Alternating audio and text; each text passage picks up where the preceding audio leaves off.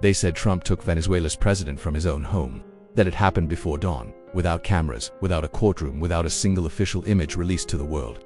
The story sounded dramatic enough to travel fast, but it was also misleading in the most important way.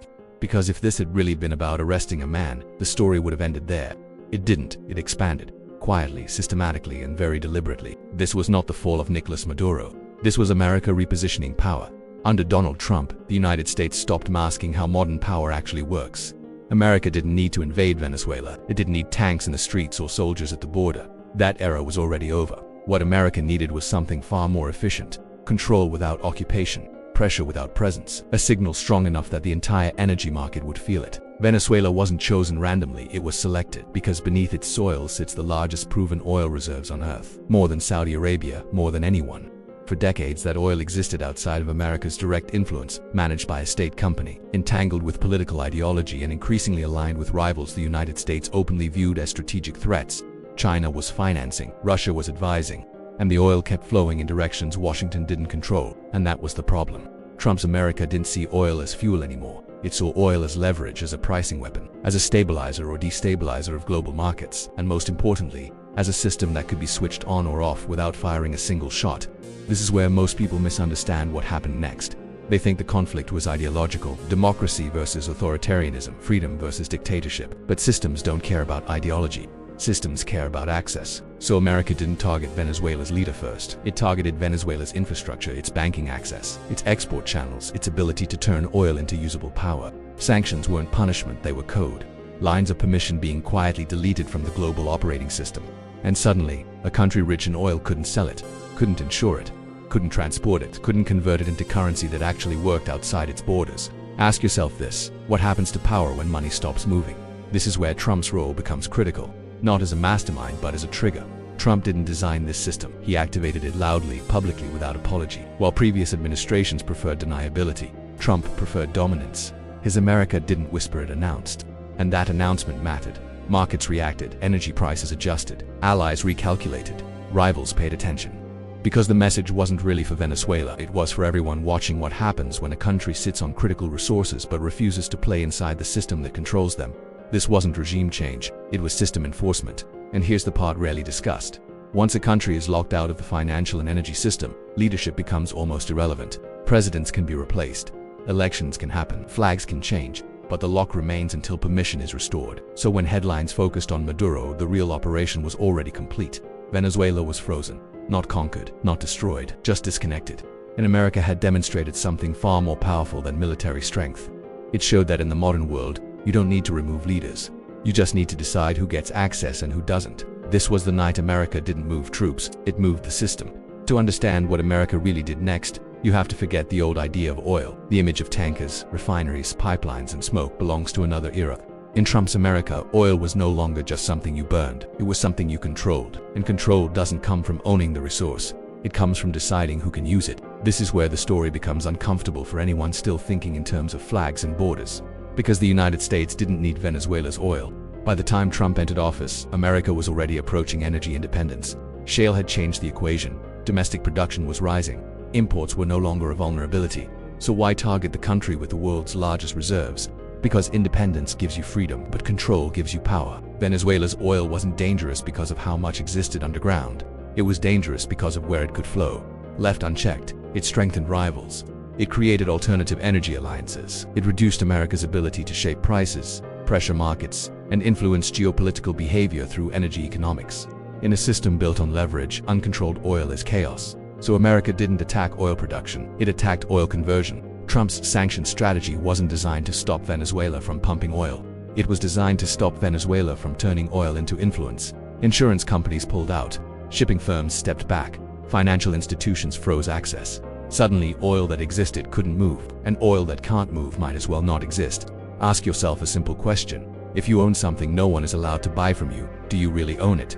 This is why the bedroom story mattered. The image of a leader being taken from his home created emotional shock, but it also distracted from the real shift. While the world argued about legality, legitimacy, and sovereignty, America was rewriting the rules of economic warfare in real time. Trump didn't invent this strategy, but he accelerated it. He removed hesitation. Previous administrations tested sanctions. Trump weaponized them. He turned them into public declarations of dominance. Not quiet restrictions, but loud reminders of who controls the system everyone depends on. And the system responded. Oil prices reacted not to barrels, but to signals. Markets moved not on supply, but on permission. Investors recalculated risk not based on geology, but on Washington's mood. This is when oil officially stopped being energy and became data. Numbers on screens, access points in databases, toggle switches controlled far from the ground they affected. Venezuela was the case study.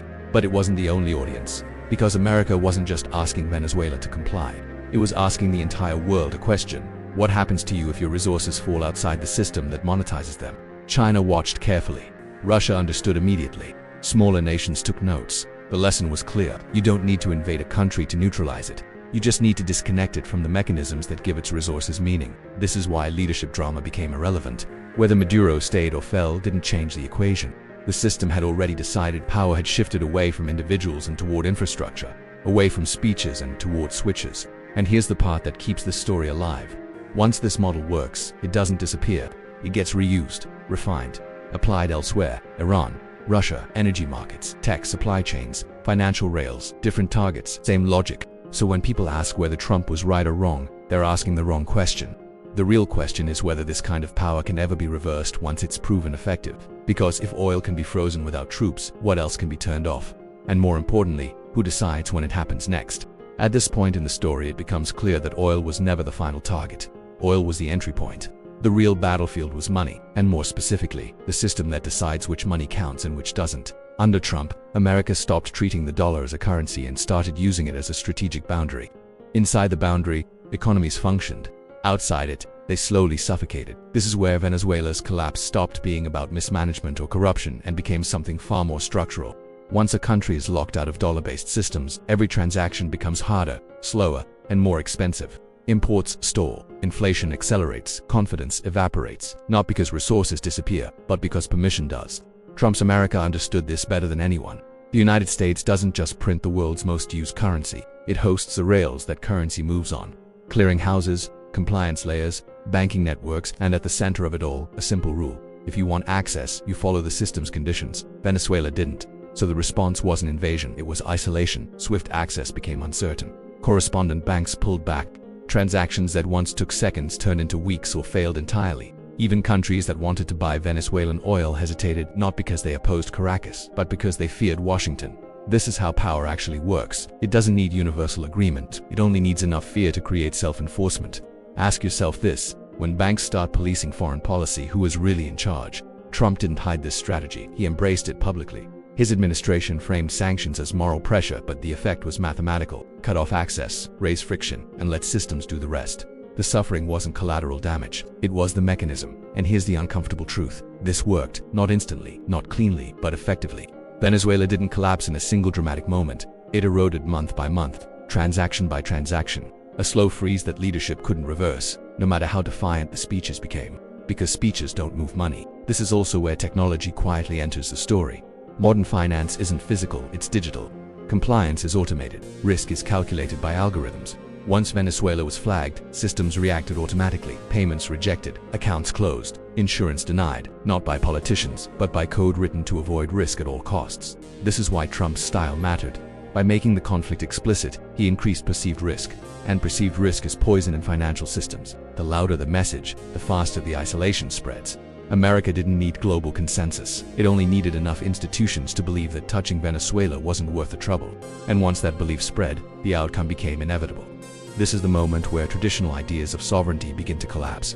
A country can have borders, an army, and a government, and still be powerless if it can't participate in the systems that move value. Venezuela became a warning, not because it was weak, but because it was disconnected. And again, this wasn't just about Venezuela. Trump's America was testing a model. Could financial infrastructure replace military force? Could access control achieve what invasions once did? The answer was yes. And once that answer became clear, the implications extended far beyond Latin America. Energy producers noticed. Tech companies noticed. Governments noticed. Because if the dollar system could be weaponized this openly, no one was truly immune. So when critics argued about Trump's tone, they missed the transformation underneath. The tone wasn't the strategy, it was the amplifier. It made the system's power visible, and visibility is a form of control. Because when everyone knows the switch exists, compliance often happens before the switch is ever flipped. By the end of this story, one question remains unavoidable. Was Donald Trump the architect of what happened to Venezuela, or was he simply the face of something much larger already in motion? The answer matters, because it defines how we understand power going forward. Trump didn't invent the system that isolated Venezuela. America had been building it for decades, but Trump did something no other president had done so openly. He removed the illusion, he made the rules visible, and visibility changed everything. Trump's America didn't pretend this was about subtle diplomacy or long-term negotiation. It framed power as transactional. You are either inside the system or you are not. You either comply or you are disconnected. That clarity wasn't accidental. It was strategic. Because ambiguity invites resistance, certainty forces calculation. This is why Venezuela became more than a country. It became a demonstration.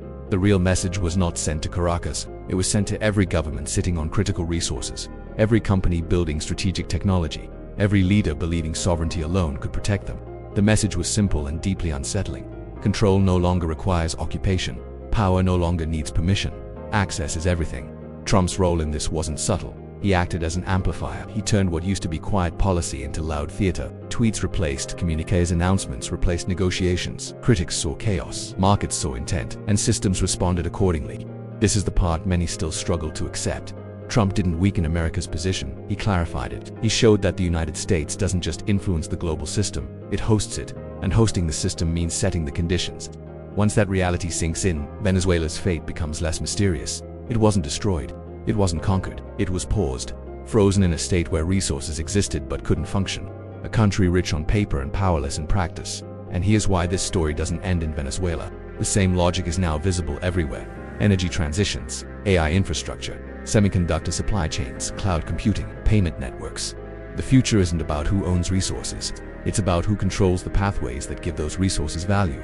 Oil was just the beginning. This is why America's actions under Trump matter long after his presidency. The model was proven, and models, once proven, spread. They get refined, they get embedded into policy, technology, and risk management systems. The personalities change, the logic remains. So when the next crisis unfolds, it may not involve oil, it may involve data, or energy storage, or artificial intelligence, or financial rails that decide which innovations scale and which disappear quietly. The pattern will look familiar. Access will be restricted, risk will be elevated. Systems will self-enforce, and leaders will argue on television while infrastructure decides outcomes behind the scenes. This is the uncomfortable conclusion of the Venezuela story. It wasn't a warning shot, it was a prototype, a demonstration of how modern power actually works when stripped of old illusions. Trump didn't remove a president. America demonstrated a system, and once you understand that, the real question isn't what happened to Venezuela. The real question is who's next when control becomes more valuable than conquest. This wasn't about a president. Subscribe to MarketVault Stories to see how America moves power.